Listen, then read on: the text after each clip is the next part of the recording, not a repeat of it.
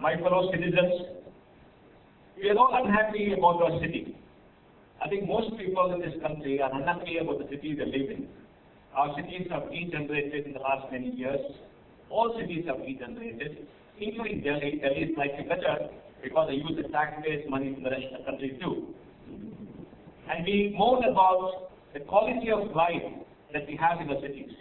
We yearn for the days when you could cycle, when you could walk on the streets, the air was something that you could breathe in, you didn't fall sick, and our women were safe.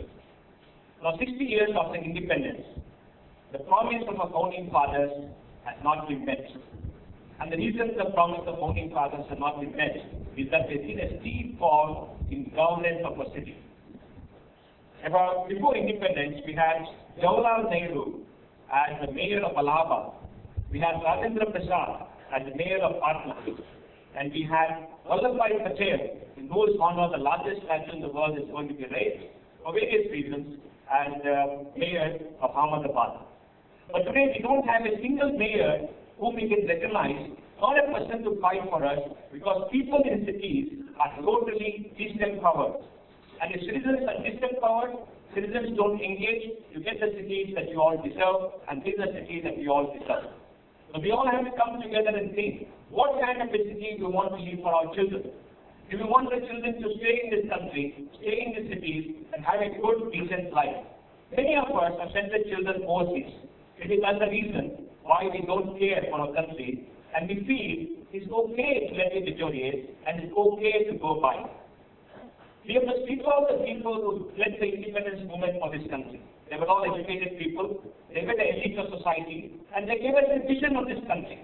Businessmen like eminent people here, great judges like eminent judge here, great political leaders as is here, great regulators as here, artists, they came forward and they fought for freedom for the cause of this country to make us free. But after independence, many of these people are retreated in the background into their own lives, and as a result, the political vacuum has been filled by people from various class of society, which is very good. But at the end of it, we have lost sight of what the cities are, what kind of country we want to make, and we have leaders to look at the differences that divide us rather than those factors that unite us. So it's time for all of us, as leaders of society, as educated people, to come forth and reclaim the space that we have lost. Reclaim our city, reclaim our country, and demand performance from the political class. Demand that they do what they were elected for. Demand they respect us. Demand they respect the taxpayers' money. And demand they create the country that was promised to us and is promised to us under the Constitution, and for which many, many people have given their lives. And to do that, we need citizens' engagement. And unless we have citizens' engagement, we will not be able to do anything. Today, I and Abhay had a meeting with the ward operator, Gopi. Nobody knew Gopi. I went and told Stanley Pinto that we have a ward operator, Gopi. He said, who is Gopi? Nobody knows the ward operator. He's a ward operator who does things for us because you want water, you want a road, you want a footpath, you want a clean street, you want life on the street. Then we know our MLA, we don't know our MLA. Some of us only know our MP and they don't even care. Of course, many people rule in India may not know the Prime Minister. He's a very wise man, but there's a different issue. But whatever it is, unless we engage with people, we are not going to get what we want. And to engage, we have to look at certain things that we need to do as citizens. Now, what happened in the Aam Aadmi Party elections in Delhi is nothing short of remarkable. The Aam Aadmi Party is a reaction to the discontent and anger of the urban citizenry of this country. People are angry. Justice Santosh Hegde came out from retirement to lead the movement against corruption. Prithvi Reddy came out from whatever he is doing in business to lead the movement against corruption. R.K. Mishra came and gave up his business to make sure that they lead the governance movement. So we have in Bangalore many, many people who have shown the way forward for us. And let me say what our expectation is from all of you in case you want to remake our city. But let me remind you what Bangalore is. Bangalore is the richest city in the country, $85 billion of GDP. It has the highest per capita income. It has 100,000 PhDs. It has the second largest, the third largest quantum of personal tax being paid in the country. It pays 65% of the taxes of Karnataka state, about 37,000 crores. It has the most R&D centers for any city anywhere in the world. And it has about 1 million people working in the high-tech industry. It has the best cultural people. It is a very open city where outsiders can come and outsiders can have a good life, and there is no enmity or anger against outsiders coming. And we have created the city which is the future of India. We have created India's only global city. And to keep it going and to make sure that it remains a good city, there are a few things that we need to do. One, we have to understand who our political leaders are. And we must engage with them, and we must talk to them, and we must tell them what we need. And we must hold them to account for everything that has been done, or they promise what they do for us. Second, we must organize ourselves and make your voice heard. The educated middle class in the cities is not heard. Nobody cares for the educated middle class. Nobody told me, I don't know who are in an apartment block and I don't care because you don't vote for me. Unless you talk to me. We don't even want to talk to our political leaders.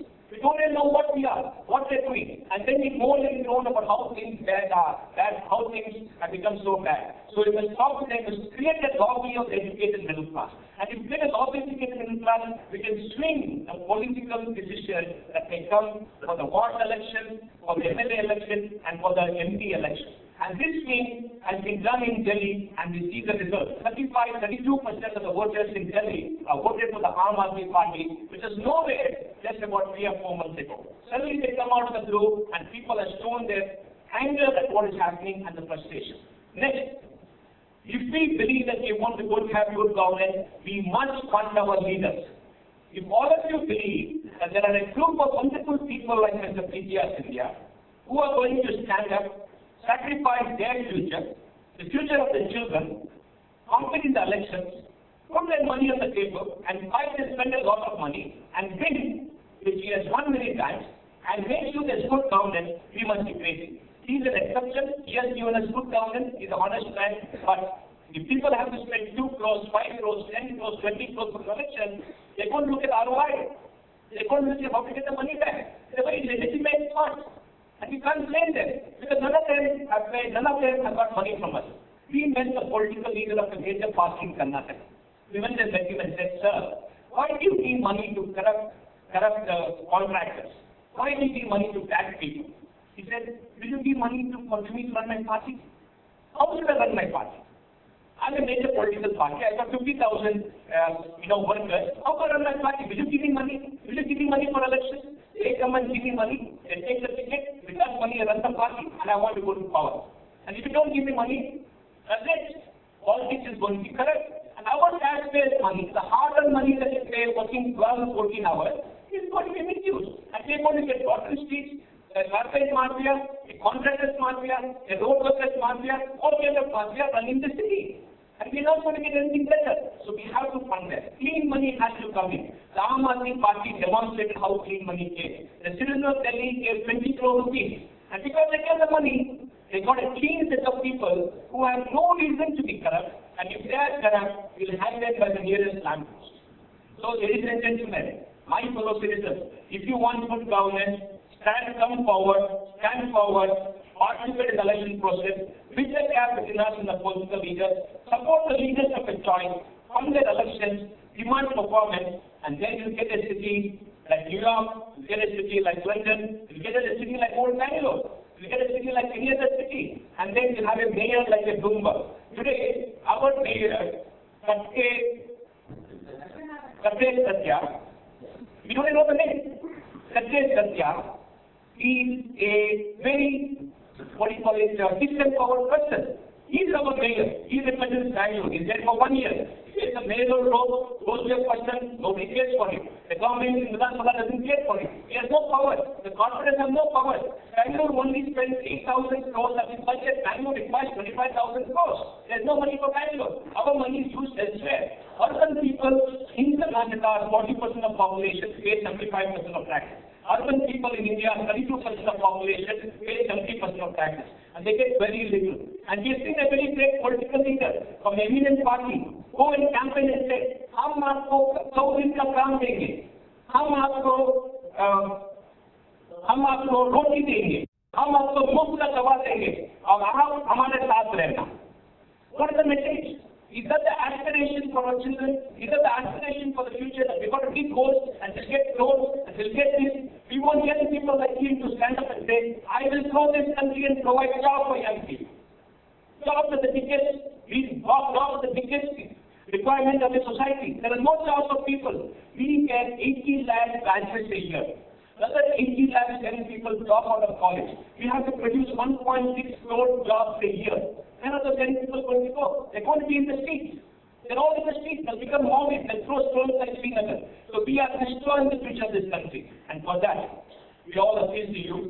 Feedback is led by Kiran, and Kiran has shown us a great leadership. Engage the political leadership, demand performance, vote in the election, register the election, form the election, give 5% of income for election, funding. Please give money, because money will not get good governance.